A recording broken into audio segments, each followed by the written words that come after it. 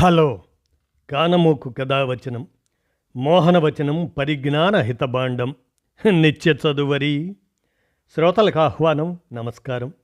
చదవదగునెవరు రాసిన తదుపరి చదివిన వెంటనే మరువక పలువురికి వినిపింపబూనిన అది ఏ పరిజ్ఞాన హితభాండమౌపో మహిళ మోహనవచనమై విరాజిల్లు.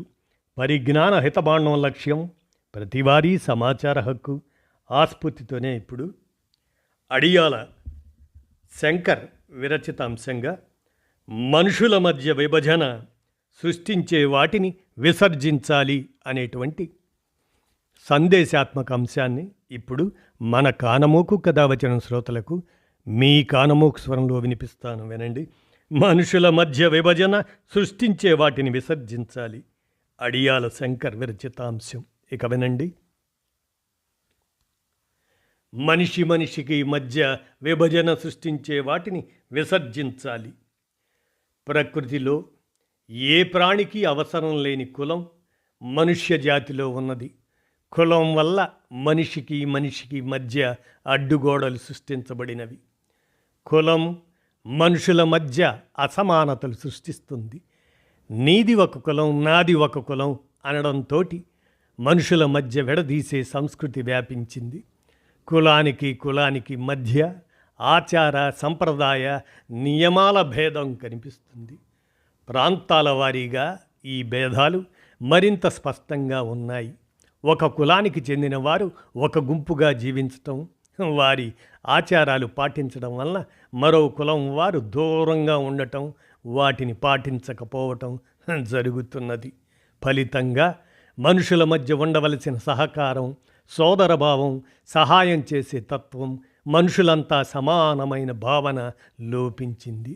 ఇది ఈ విశ్వంలో ఎక్కడా లేని, కనబడని వింత డేంజర్ కాన్సెప్ట్. దీని బేసిక్ ప్రిన్సిపల్ మనిషిని మనిషిగా చూడొద్దు అని, మనిషిని 5 జాతులుగా విడగొట్టి హింసించే నిచ్చెన మెట్ల వ్యవస్థ ఇది. ఈ దేశం ఎదగకపోవటానికి ప్రధాన కారణం ఇదే. ఈ దేశం ఎదుగుదల ఆగిపోవడానికి, వెనుకబాటుతనానికి 99% కారణం ఇదే.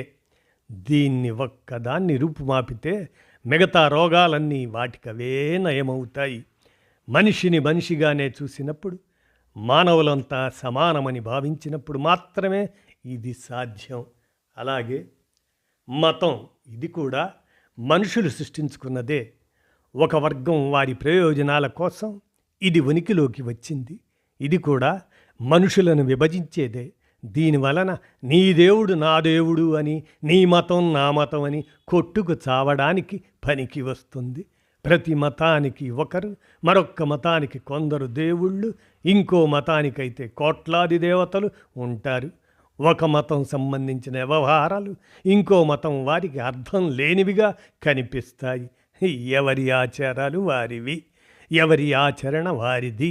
ఇది ప్రపంచమంతా వ్యాపించింది. మతం ప్రపంచవ్యాప్తంగా అనేక మత కల్లోలాలకి దారితీసింది. ప్రపంచంలో సాధారణంగా చనిపోయే మానవుల కన్నా మత కల్లోలాల వల్ల చనిపోయిన వారి సంఖ్యే అధికమని ఒక సర్వేలో తేలింది. ఇది కూడా రూపుమాపితేనే ప్రజలందరూ సమాన భావనతో, సహకారంతో, సమానత్వ భావనతో ఉండగలరు. ఇక డబ్బు, ఇది ఒక జబ్బు. దీని బారిన పడితే మనిషిని మనిషిగా చూడడు. మనుషుల మధ్య భేదాలు, పగలు, ప్రతీకారాలు, ఈర్ష్య, అసూయ, ద్వేషాలు అధికమవుతాయి. డబ్బు లేనిదే డబ్బుకు కొరగాడు. ఈ రోజుల్లో డబ్బు లేనివాడు బతకటం చాలా కష్టంగా ఉంటుంది. ప్రతి పనికి డబ్బు రూపేణా ప్రతిఫలం చెల్లించబడుతుంది. కష్టపడ్డ వారికి స్వల్పంగా ప్రతిఫలం లభిస్తుంది. కష్టపడకుండా కూర్చొని అధికారం చెలాయించేవాడికి అధికంగా డబ్బు లభిస్తుంది. అందరూ అధికారం చెలాయించాలని చూస్తుంటారు, కానీ అందరికీ సాధ్యపడదు. ప్రాచీన కాలంలో వస్తు మార్పిడి, ఆ పద్ధతి నుండి డబ్బు కొనగనబడిన నాటి నుండి మొదలై ప్రతి వస్తువుకు డబ్బుతో కొనుక్కోవటం ప్రారంభించారు. డబ్బు వాడుకంలోకి వచ్చినప్పటి నుండి అధికంగా డబ్బు సంపాదించి నిలవ ఉంచుకోవాలనే ఆరాటం ప్రతి మనిషికి మొదలైంది. అప్పటి నుండి డబ్బుకు ప్రాధాన్యత పెరిగింది. కొందరు అన్యాయం, అక్రమాలు, దౌర్జన్యాలు చేసి డబ్బు సంపాదిస్తున్నారు. కొందరు నీతిగా, న్యాయంగా డబ్బు సంపాదించడానికి ప్రయత్నం చేస్తున్నారు. డబ్బుకు లోకం దాసోహం అంటూ డబ్బే ప్రధానమైన సుఖము, సౌఖ్యము అని కొందరు భావిస్తున్నారు. కానీ డబ్బుతో కొనలేనివి ప్రేమ, సమత, మమత, అనురాగం అటువంటివి ఎన్నో డబ్బుతో కొనలేనివి ఉంటాయి. ఎన్నో మన జీవన విధానంలో ఉంటాయి. ఇది తెలుసుకుంటే డబ్బును కేవలం పనిముట్లుగానే భావిస్తాము. డబ్బే జీవితం కాదు. జీవితంలో డబ్బు ఒక భాగంగా భావించిన వారు సుఖంగా, సంతోషంగా ఉండగలరు. ఇక హోదా, కొందరు తమ హోదాను ప్రదర్శించడానికి ప్రయత్నిస్తుంటారు.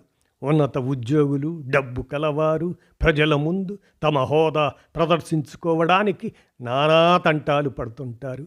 హోదా అనేది నీతిగా, న్యాయంగా ఉండటమే అని కొందరు భావించరు.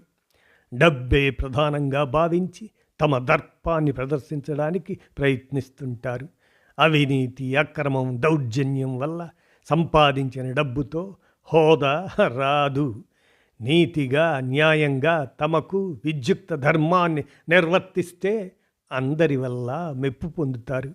కానీ నేటి కాలంలో డబ్బే ప్రధానమని భావిస్తున్నారు. అందువల్ల మనుషుల్లో డబ్బున్నవారు, డబ్బు లేనివారు అని చీలికలు వచ్చాయి.